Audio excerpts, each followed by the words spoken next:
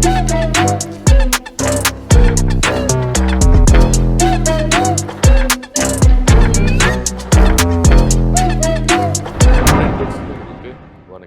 தாவேக்கா ஒரு புதிய கூட்டணி அமைச்சிருக்கிறாங்க. இந்த கூட்டணி நீடிக்குமா? நீடிக்காதா? இந்த கூட்டணி ரொம்ப ஸ்ட்ராங்கா இருக்குமா? இருக்காதா? இப்படின்னு பல கேள்விகள் நமக்கு இருக்குது.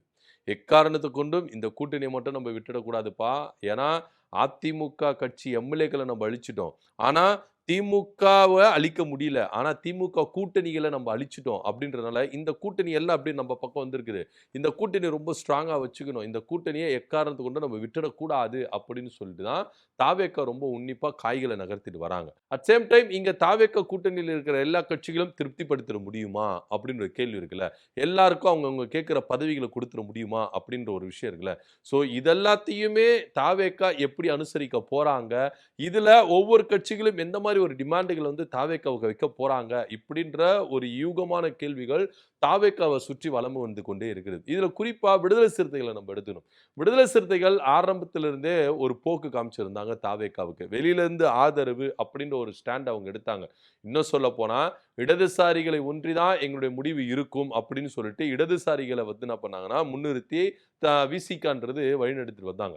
ஸோ அதுக்கப்புறம் விசிகா அப்படின்ற ஒரு கட்சி வந்து என்ன பண்ணாங்க, இடதுசாரிகளோடு இருந்து பிரிந்து தாவேக்கா ஆட்சி அப்படின்றதுக்குள்ள போனாங்க. ஸோ இதனால தாவேக்கா ஆட்சியில பங்கு பெற அளவுக்கு விசிகா வந்து உள்ள வந்துட்டு. ஆனா ஆரம்பத்துல இவங்க வச்ச கோரிக்கை எல்லாம் பயங்கரமான கோரிக்கை.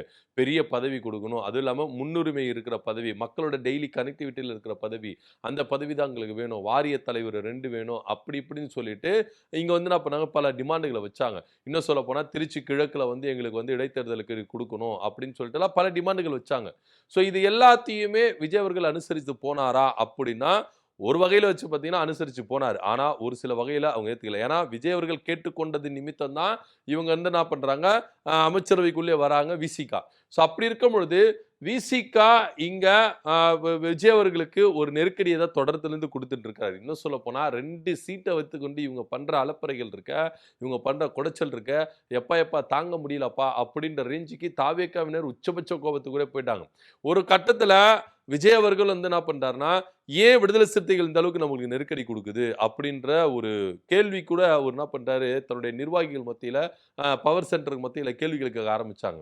ஸோ அதுக்கப்புறம் இங்க தாவேக்கா அப்படின்ற ஒரு விஷயத்துல வந்து பார்த்தீங்கன்னா, நெறைய அதிமுக எம்எல்ஏக்கள், முன்னாள் அமைச்சர்கள், மூத்த தலைவர்கள், மாவட்ட செயலாளர்கள், முன்னாள் எம்எல்ஏக்கள், எம்பிக்கள்னு பல பேர் என்ன பண்றாங்கன்னா, தாவேக்காவுல ஐக்கியமாயிட்டு வராங்க. இன்னும் சொல்லப்போனா அதிமுகவுக்கு இவங்கலாம் ஃப்ரேமா இருந்தாங்கப்பா, இவங்கலாம் முக அடையாளமா இருந்தாங்க அப்படின்றவங்க கூட இன்னைக்கு தாவேக்கா பக்கம் நகர்ந்துட்டு வராங்க.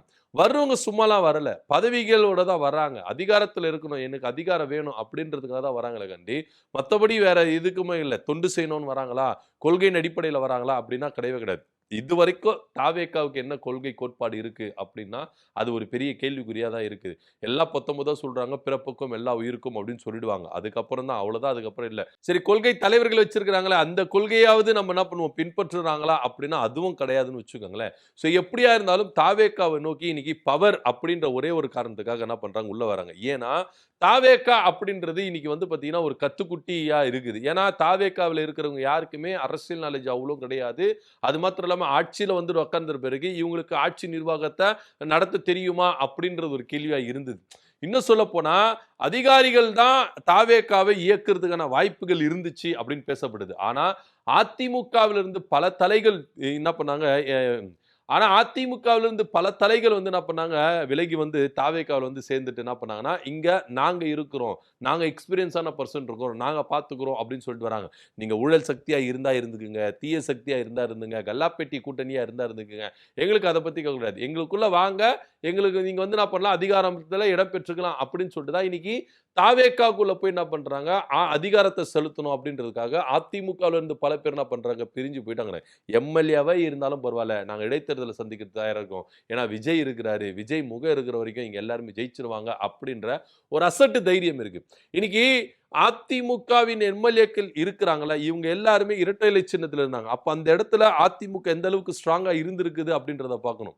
ஏன்னா இன்னைக்கு எல்லாருமே எதை பேஸ் பண்ணி நம்ம வராங்க அப்படின்னு பார்த்தீங்கன்னா, நேத்து கட்சி ஆரம்பிச்சு இன்னைக்கு அதிகப்படியான இடங்களை பெற்று ஒரு அசைவுனா இவர் ஃபேஸ் வேல்யூக்கு வந்து ஒரு மேஜிக் இருக்குதுப்பா அப்படின்னு சொல்லிட்டு தான் விஜயனுடைய ஃபேஸ். ஏன்னா அவரே சொன்னாரு, 234 தொகுதியில இந்த விஜய் நிக்கிறான், என் ஃபேஸ மட்டும் பார்த்து ஓட்டு போடுங்க அப்படின்னு சொல்லிட்டு என்ன பண்ணாரு, அவர் கேட்டாரு.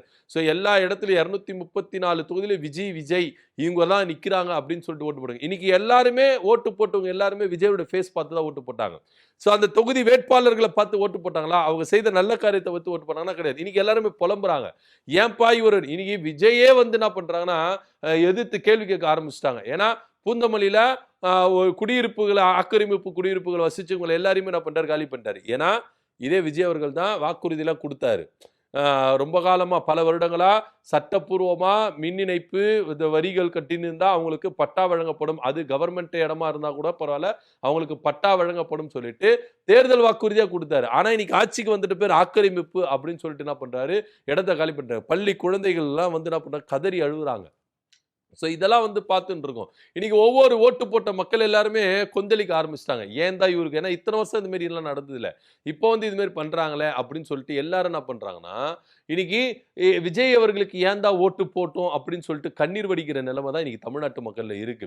ஸோ இதெல்லாம் யோசிச்சு பார்க்கும்போது இன்னைக்கும் இவங்க அதிமுக எம்எல்ஏக்கள் நம்புறது என்ன அப்படின்னா, நம்ம போனா அங்க விஜய் நம்மள ஜெயிக்க வச்சிருவாருப்பா அப்படின்னு சொல்லிட்டு தான் அவங்க என்ன பண்றாங்கன்னா, இங்க விஷயங்களை வந்து என்ன பண்றாங்க, ரொம்ப தீவிரப்படுத்தி எம்எல்ஏக்களா இருந்தாலும் பரவாயில்ல ராஜினாமா பண்ணிட்டு உள்ள போயிடலாம், நம்ம ஒரு அமைச்சராயிரலாம் அப்படின்ற ஒரு ரேஞ்சுக்கு தான் வராங்க. இப்போ விடுதலை சிறுத்தைகள் பக்கம் வருவோம். விடுதலை சிறுத்தைகள் அவங்களுக்கு 2 வாரிய தலைவர் பதவிகள் கேட்டாங்க. ஆனா இப்போ ஆதவர்ஜுனா ரொம்ப ஸ்ட்ரிக்டா சொல்லிட்டாரு, 2 வாரிய தலைவர் பதவியெல்லாம் தர முடியாதுன்னு, ஒரு வாரிய தலைவர் தான் பதவி கொடுப்போம்.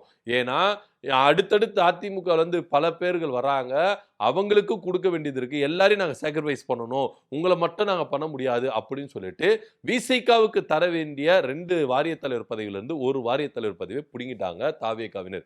இதனால விசிகா வந்து என்ன பண்றாங்க, ரொம்ப அதிருப்தியில இருக்கிறாங்க. ஏன்னா சொன்ன வாக்கு ஒண்ணு தவறுறீங்களே அப்படின்ற ஒரு கேள்விதான் இன்னைக்கு விசிகாவை தாவேகா பார்த்து என்ன பண்றாங்க, கேள்விகள் கேட்டுட்டு இருக்காங்க. ஏன்னா எதன் அடிப்படையில நாங்க உங்களுக்கு ஆதரவு கொடுத்தோம், நீங்க கொடுத்த வாக்குறுதி தான். இன்னும் சொல்ல போனா அமைச்சர் பதவி 2 வாரிய தலைவர் பதவின்னு விசிகாவுக்கு ஒதுக்கப்பட்டாச்சு. ஆனா ஒரு அமைச்சர் பதவி கொடுத்தாச்சு. ஆனா இங்க நிலைமை சரியில்லை. ஏன்னா நிறைய பேர் வந்துகிட்டு இருக்காங்க. நாங்க எக்ஸ்பெக்ட் பண்ணது ஒண்ணு, ஆனா நாங்க நினைச்சு பார்க்காத அளவுக்கு இன்னைக்கு நிறைய பேர் வந்துகிட்டு இருக்காங்க.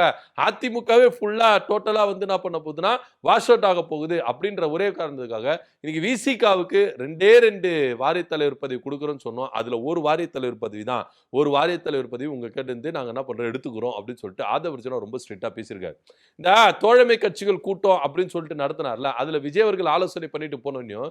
திருமாவளவன் அவர்களும் ஆதவர்ஜுனாவும் தனித்து ஒரு ஆலோசனை மேற்கொண்டதா பேசப்படுது. இந்த ஆலோசனை கூட்டத்தில் இப்ப மதிமுகவுக்கு 2 எம்எல்ஏக்கள் வர வேண்டியிருந்தது, அவங்க வரல. சோ அவங்களுக்கு எப்படியாச்சும் ஒரு வாரிய தலைவர் பதவி கொடுத்தாகணும் அப்படின்ற ஒரு காரணத்துக்காக விசிகாவின் வாரிய தலைவர் பதவி எடுத்துட்டு மதிமுகவுக்கு கொடுக்கறாங்களா அப்படின்ற ஒரு கேள்வி இருக்குது. ஏன்னா விசிகாவுக்கு இப்ப தாவேகா ரொம்ப ஸ்ட்ரிக்ட் போட ஆரம்பிச்சிட்டாங்க. ஏன் அப்படின்னு பாத்தீங்கன்னா, இப்ப விசிகா வாலாட்ட முடியாது. ஏன்னா இவங்க சொல்றதுக்கெல்லாம் தாவேகா வந்து கேட்க முடியாது, இவங்க அதிகாரம் பண்ண முடியாது அப்படின்னு தான் தாவேகாவுடைய நினைப்பா இருக்கு. ஏன் அப்படின்னு பாத்தீங்கன்னா, இங்க அதிகப்படியான எம்எல்ஏக்கள் ராஜினாமா பண்ணிட்டு வராங்க. இடைத்தேர்தல் என்னன்னா 118 இல்ல 127 கூட நாங்க வரதுக்கு வாய்ப்புகள் இருக்கு. சோ அதனால உங்களுடைய ஆதரவு எங்களுக்கு தேவையில்லை. சோ நீங்க ஆரம்பத்துல எங்களுக்கு ஆதரவு கொடுத்தீங்க, இஷ்டம் இருந்தா எங்க கூட இருங்க, இல்லாட்டி நீங்க உங்க மூட்டை முடிச்செல்லாம் எடுத்துட்டு கிளம்புங்க அப்படின்ற ரேஞ்சுக்கு தாவேகா சொல்ற அளவுக்கு இன்னைக்கு வந்துருச்சு. சோ அப்படி இருக்கும் பொழுது விசிகாவுக்கு ஒரே ஒரு வாரிய தலைவர் பதவி தான், அதுவும் நாங்க யாருக்கு சொல்றோமோ அவங்களுக்கு தான் வாரிய தலைவர் பதவி அப்படின்ற ஒரு ரேஞ்சில இன்னைக்கு தாவேகா விசிகாவுக்கு நிர்பந்திக்கிற ரேஞ்சுக்கு வந்துட்டாங்க. இப்ப விசிகா என்ன முடிவு எடுக்க போறாங்க அப்படின்றதான் இங்க பார்க்க வேண்டிய ஒரு விஷயமா இருக்கு.